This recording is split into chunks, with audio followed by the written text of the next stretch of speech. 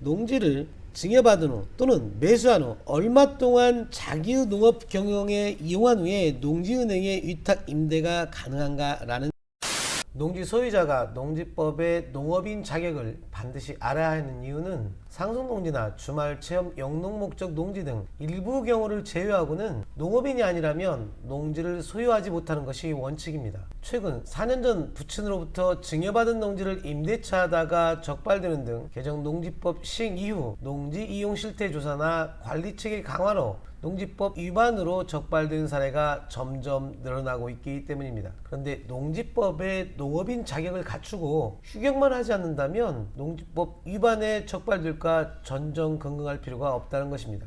그렇다고 농지법의 농업인 자격 요건이 까다로운가? 아니요, 그렇지도 않습니다. 농지법 개정 이후 농업인 자격 관련 영상을 업로드해뒀습니다만 유튜브 특성상 짧은 영상이 여기저기 흩어져 있다 보니 농지법을 전반적으로 이해하는 데는 분명 한계가 있는 것 같습니다. 농지법 위반 피하는 방법 시리즈로 농지 관련 알아야 할 내용들을 업그레이드하고 있습니다. 농지에 관심 있는 분이라면 순서대로 꼭 시청해 보시기 바랍니다. 이번 영상은 기존 농지 소유자가 농지법 위반을 피하기 위해서 반드시 알고 있어야 할 농지법의 농업인 자격 요건과 증여받은 후 얼마 동안 자기 농업 경영에 이용한 후 농지은행에 위탁 임대가 가능한 것인지, 주말 체험 영농 목적으로 취득한 농지에도 농막을 설치할 수 있는지 등 댓글 질문에 대한 답변도 함께 살펴보겠습니다. 구독과 좋아요는 영상 제작에 많은 힘이 되고 있습니다. 더 좋은 영상으로 보답하겠습니다.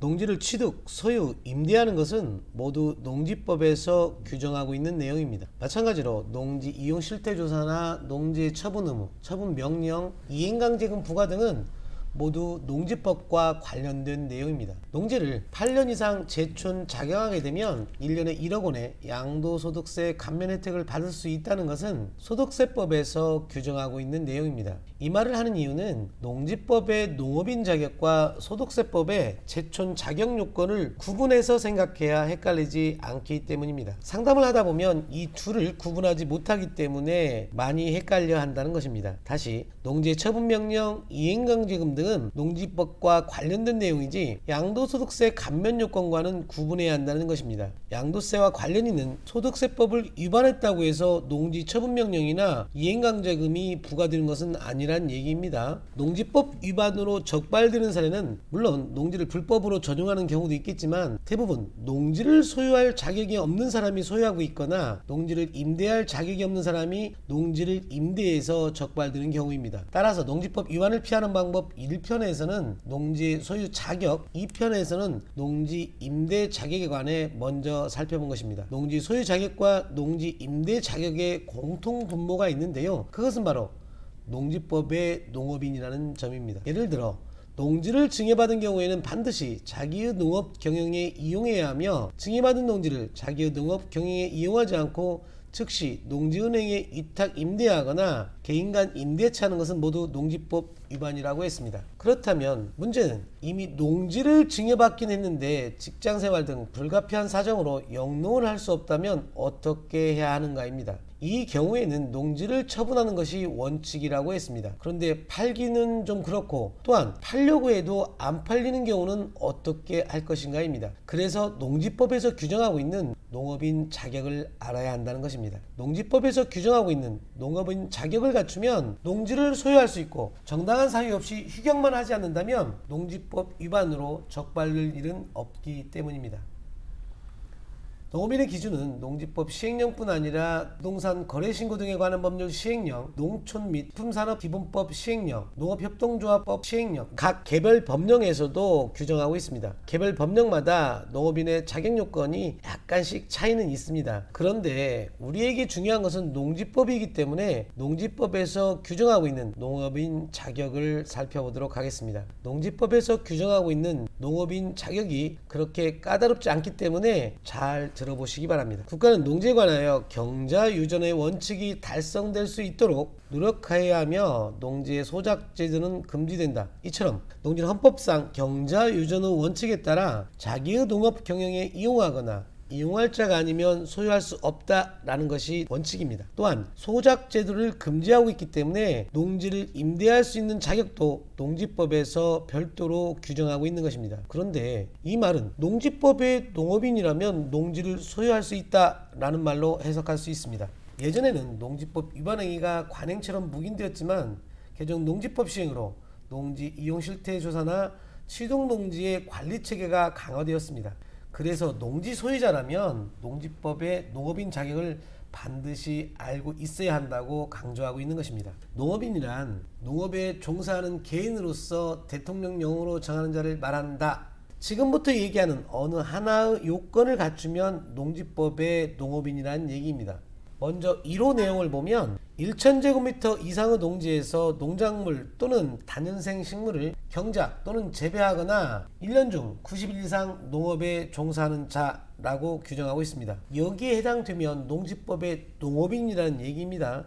다만 여기서 1년 중 90일 이상 농업에 종사하는 자는 농업법인, 농장주 등 농업경영주와 1년 중 90일 이상 농업경영이나 농지 경제활동에 고용인으로서 종사한다는 고용계약을 체결하고 농업경영이나 농지 경제활동에 실제로 노동력을 제공하는 자이기 때문에 사실 농지법 위반 여부와는 조금은 무관할 것 같습니다. 따라서 1000제곱미터 이상 농지에서 농작물이나 다년생 식물을 재배하면 농지법의 농업인이라는 것이고요. 여기서 다년생 식물이란 목초, 종묘, 인삼, 약초, 잔디 및 조림용 모목이나 또는 과수, 뽕나무, 유실수 등 그 밖에 생육기간이 2년 이상인 식물을 말합니다. 사실 이 중에서 손이 젤로 덜 가는 품목을 골라서 식재하면 된다는 얘기입니다. 다음 2호를 보면 농지에 330제곱미터 이상 고정식 온실, 버섯재배사, 비닐하우스 등 그 밖에 농림축산식품부령으로 정하는 농업생산에 필요한 시설을 설치하여 농작물 또는 다년생 식물을 경작 재배하는 자. 키워드는 그렇죠. 농지가 1000제곱미터가 안 될 경우에는 해당 농지에 330제곱미터 이상의 고정식 온실이나 버섯재배사, 비닐하우스 등을 설치하고 농작물을 재배하면 농지법에서 규정하고 있는 농업인이라는 얘기입니다. 다음 3호를 보면 동물 관련 내용인데요. 사실 동물은 매일 밥을 줘야 하기 때문에 차라리 농사 짓는 게 편합니다. 그래서 여기서는 설명하지 않겠습니다. 다음 4호는 농업경영을 통한 농산물의 연간 판매액이 120만원인 자. 농업경영이란 농업인이나 농업법인이 자기의 계산과 책임으로 농업을 하는 건데요. 세부적인 내용 설명은 생략하도록 하겠습니다. 사실 여기서 중요한 것은 농지법에서 농업인 자격 요건을 보면 어디에도 통작거리 제한이 없다는 것입니다. 통작거리란 농지 소재지와 농지 소유자의 실거주지의 거리를 얘기하는데요. 농지법에서는 그런 거리 제한 규정이 없다는 얘기입니다. 정리하면 농지 소재지와 농지 소유자의 실거주지가 동일시군구 또는 연접시군구이거나 직선거리 30km 이내라는 제촌 요건은 양도소득세와 관련 있는 소득세법에서 규정하고 있는 내용이지 농지법에서는 제촌 요건은 없다는 얘기입니다. 다만 여기서 한 가지 기억해야 할 것은 농지법에서 규정하고 있는 농업인 자격 요건을 갖추면 농지를 소유할 수 있지만 그렇다고 농지를 정당한 사유 없이 휴경해서는 안 된다는 것입니다. 그래서 자경의 개념이 중요한데요. 자경은 개념을 보면 자경이란 농업인이 그 소유 농지에서 농작물의 경작 또는 다년생 식물 재배에 상시 종사하거나 농작업의 2분의 1 이상을 자기 노동력으로 경작 또는 재배하는 것을 자경이라고 얘기합니다. 전업농이 아니라면 농작물의 경작에 상시 종사할 수는 없는 일입니다. 그런데 농작업의 2분의 1 이상을 자기의 노동력으로 경작 또는 재배하는 것은 충분히 가능한 일입니다. 물론 농작업의 2분의 1 이상이라는 표현이 애매모호하긴 합니다만 나무를 식재하든 어떤 작물을 재배하느냐에 따라서 농작업의 2분의 1 이상만 자기의 노동력으로 경작을 하게 되면 자경이라는 얘기입니다. 잘 생각해 보시면 그렇게 어려운 일도 아닙니다. 그런데 여기서 한 가지 더 주의할 점이 있습니다. 농지와 거리도 멀고 직장생활도 바쁘기 때문에 영농작업을 다른 사람에게 보수를 주고 시키면 괜찮은 거 아니냐고 물어보는 분도 계신데요. 농지 소유자가 타인에게 일정한 보수를 지급하기로 약정하고 농작업의 전부 또는 일부를 위탁하여 행하는 농업경영을 위탁경영이라고 합니다. 농업인이라고 하더라도 농지를 임대할 수 있는 자격을 별도로 규정하고 있는 것처럼 농지 위탁경영 또한 농지법에서 가능한 경우를 별도로 규정하고 있습니다. 따라서 농지법 규정 이외에 위탁경영을 하게 되면 이 또한 농지법 위반이라는 것입니다. 농지법 위탁경영 관련 세부 내용은 별도의 영상을 준비하도록 하겠습니다. 어쨌든 일단 말이 나온 김에 농지 위탁경영 관련 개념을 잠깐만 살펴보면 농지 위탁경영이란 농지 소유자가 타인에게 일정한 보수를 지급하고 농작업의 전부 또는 일부를 위탁하여 영농하는 행위를 말합니다. 농지 위탁 영농은 징집이나 복역, 국유이행, 취약, 질병 등 불가피한 경우 이외에는 할 수 없도록 농지법에서 제한을 하고 있습니다. 자기의 또는 세대원의 노동력으로 해당 농지의 농업 경영에 관련된 농작업 전부를 행할 수 없는 경우에는 타인의 노동력을 이용하여 경영을 하는 일부 위탁 경영은 예외적으로 허용하고 있습니다. 다만 일부 위탁 영농의 경우에도 자기 또는 세대원 노동력으로 주요 농작업의 3분의 1 이상 또는 1년 중 30일 이상은 농작업에 직접 종사해야 한다는 규정이 있습니다.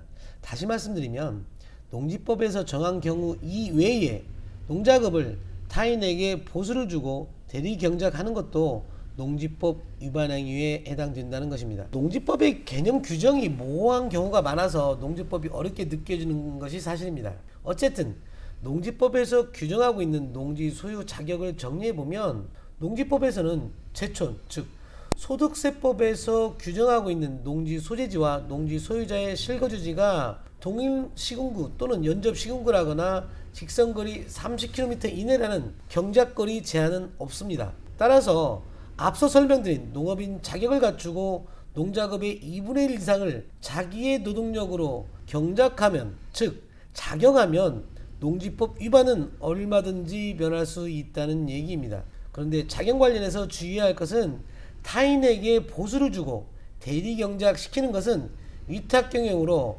위탁경영가 가능한 경우는 농지법에서 별도로 규정하고 있으며 이 규정 이외에 위탁경영을 하는 경우는 농지법 위반에 해당된다는 점입니다. 그렇지만 농지법에 농업인 자격을 갖추고 작용만 한다면 농지법 위반으로 적발될 일은 전혀 없습니다. 그런데 경작거리 제한이 없다는 것은 이미 농지를 소유하고 있는 사람에게 해당되는 얘기이고, 농지를 신규 취득하고자 하는 경우에는 영농거리가 농지 취득 자격증명 발급 심사 항목에 포함되어 있다는 것도 구분해서 이해하고 있어야 할 것입니다.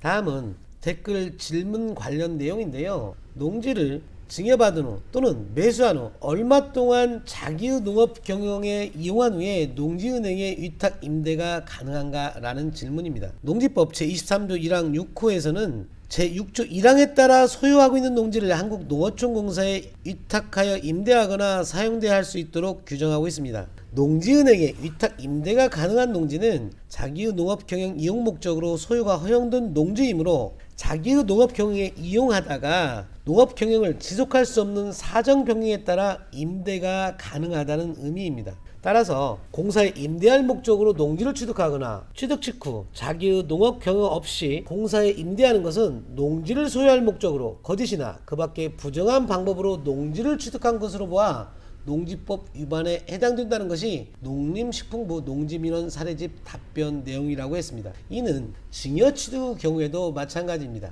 증여받은 농지를 자기 농업 경영에 이용하지 아니하고 즉시 농지은행에 위탁 임대하는 경우에도 농지법 위반에 해당하게 됩니다. 그런데 농지법이나 농지은행의 농지임대수탁사업 업무 지침에는 취득 후 또는 증여받은 후 얼마 동안 자기 농업 경영에 이용한 후에 농지은행에 위탁 임대가 가능하다는 명문 규정은 없습니다.